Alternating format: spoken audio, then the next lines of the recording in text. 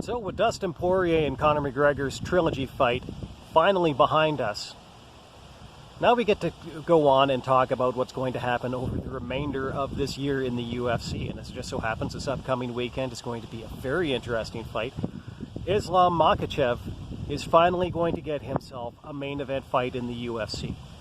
Now this one's been a long time coming. Islam Makhachev is basically Khabib Nurmagomedov's hand-picked successor to being the best lightweight fighter in the world. And it seems like the rest of the lightweight division might actually be very cognizant of this. And it sounds almost like, based on things that I've heard, that there's not a lot of guys in the lightweight division, you know, particularly in that top 10, that are really eager to go out and fight Islam. And, you know, there's a lot of reasons why that might be. I mean, because, you know, he's not really what you would call, like, he's definitely an up-and-coming star, but he's not what you would call an established star just yet.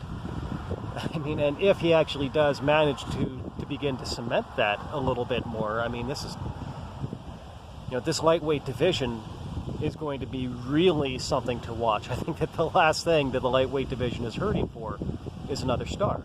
But Islam Makhachev, he definitely has the ability to become a star in this division.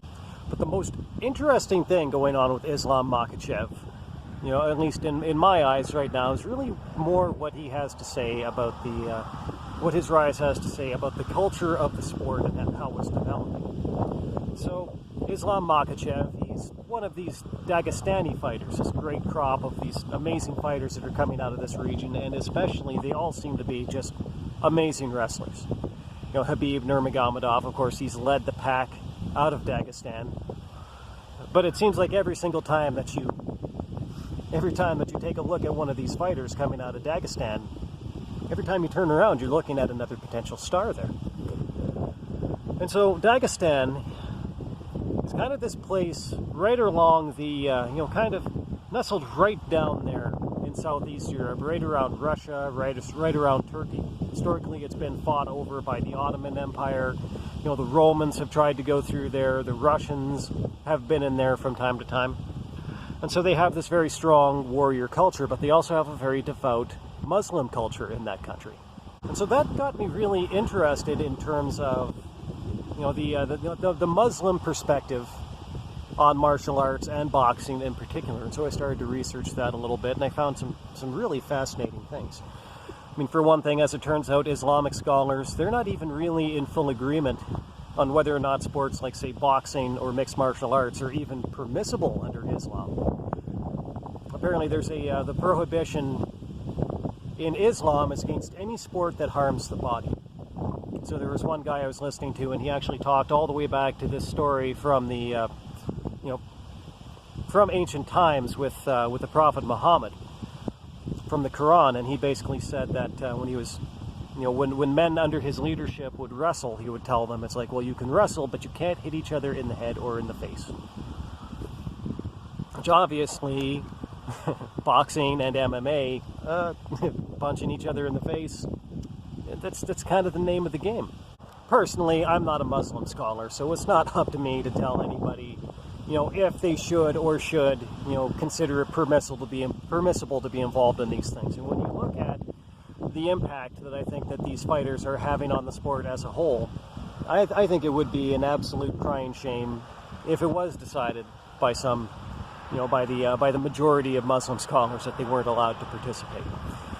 Now, personally, I find it fascinating to take a look at this and actually kind of compare it to what you would consider, you know, say some of to compare it to stereotypes. Because when you compare these two things, when you compare this thing at the... Now, personally, I find it fascinating to take a look at this and compare it at the level of, say, a stereotype.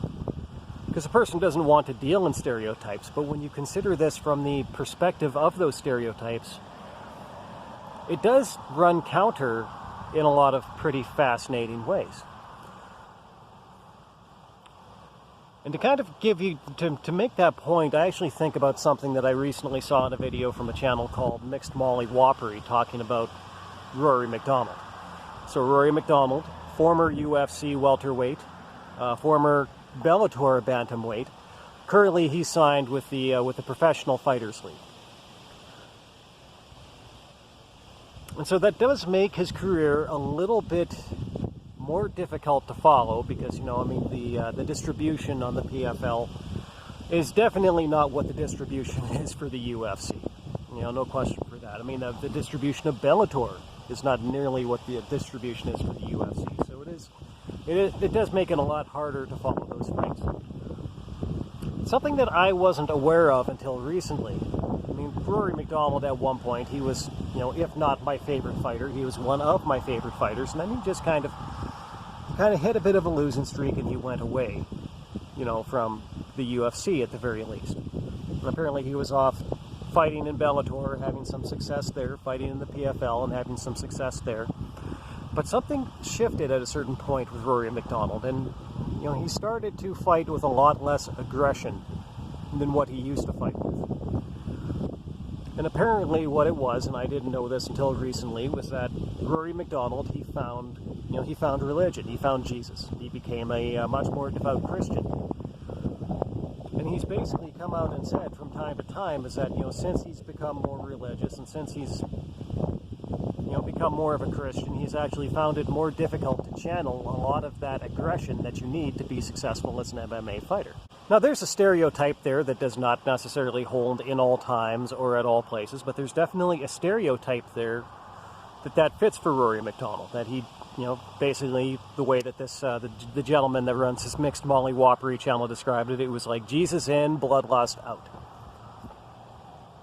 But if you were to look at fighters like, say, Islam Makhachev and Khabib Nurmagomedov, and consider that to, say, the stereotype that is more popular surrounding their religion, I mean, for, you know, certain reasons that I think everybody is well aware of. I mean, you know, for the last 20 years, it has not been an uncommon stereotype, you know, to, you know, like the Muslim terrorist has been, you know, a little bit of a stereotype surrounding that religion, you know, rightly or wrongly, and for my money, it's definitely more wrong, much more wrong than it is right.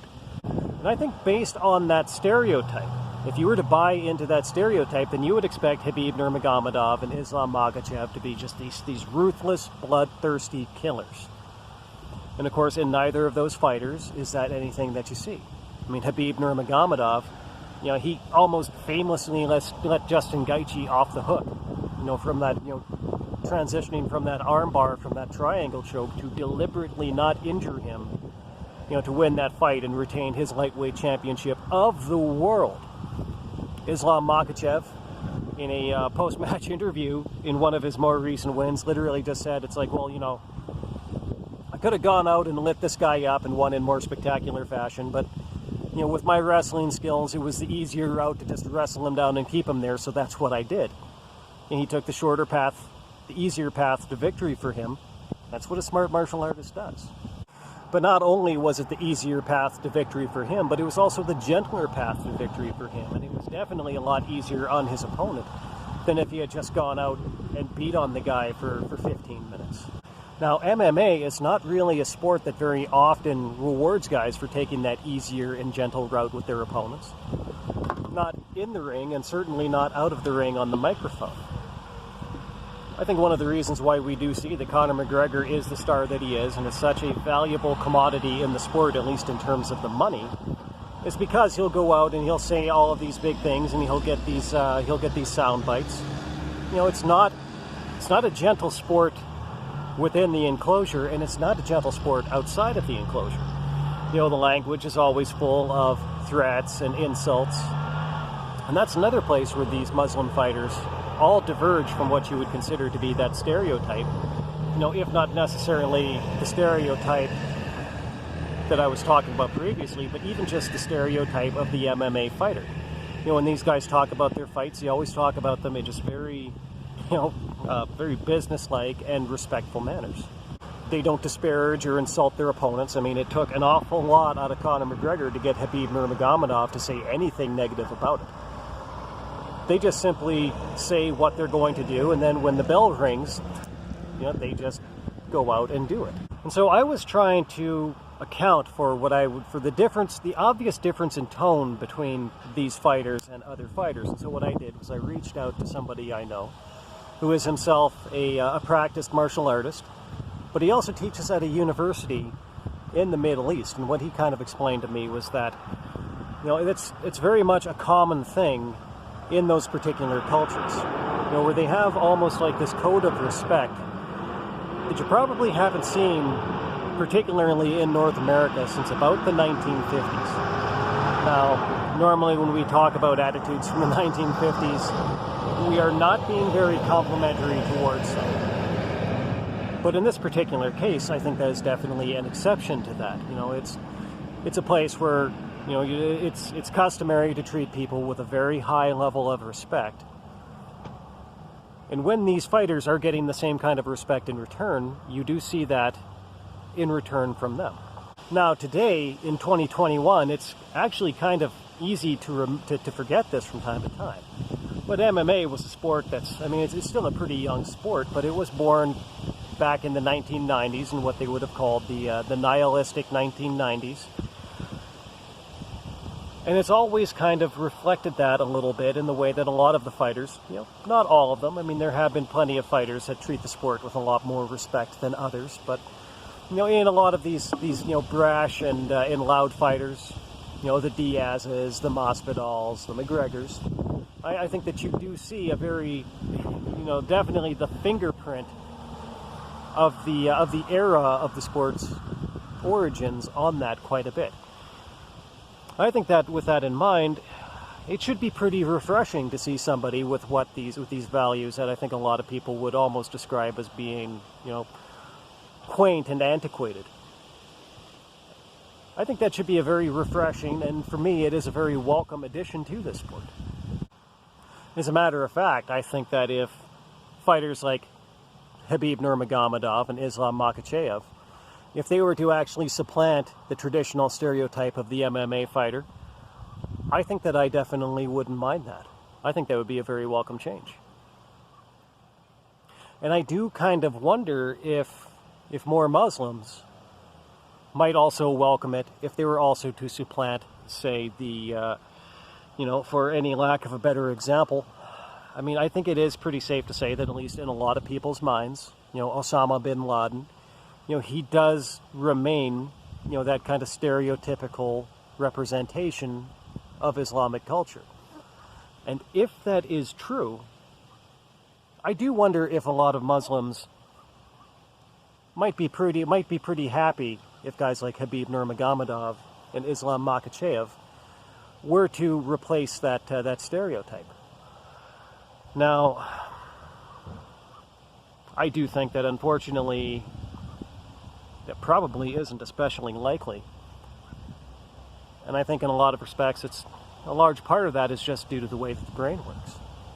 And the simple fact of the matter is that in any kind of conversation that you might be having, violent language does speak the loudest. That's the language that directly stimulates the amygdala, which is the part of the human brain that basically is always out looking for threats, keeping a watch out for that kind of stuff. It's a part of your brain that's always looking for snakes. And of course, MMA is, definitely does not have any shortage of brash and violent language either. And so with that in mind, it does seem like you would almost expect it to be somewhat natural if a couple of soft-spoken guys who are really just all business and all respect, I think it should not be surprising if they do have a little bit more difficulty in getting noticed and staying noticed. And in getting noticed and staying noticed more than those guys that fit that traditional stereotype. And I think in either case, if that does turn out to be how everything turns out, I think that would be a shame, because I really do like both of these fighters. Of course, Khabib is retired, and we're not going to see any more of him.